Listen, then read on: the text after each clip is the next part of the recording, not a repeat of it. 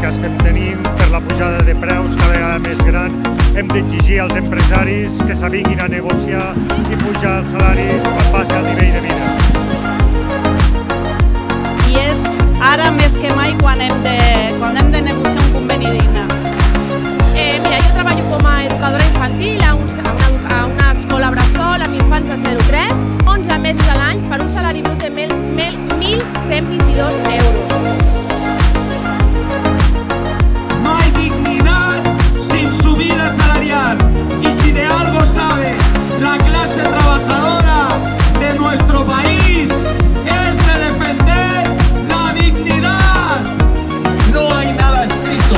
Hoy salíamos de las marchas cuando hemos llegado a Madrid. Llovía, que tenía narices la cosa que justo lloviera hoy. Pues se ha abierto el sol. No está nada escrito. La lucha mueve montañas. La historia está por escribir. Los mensajes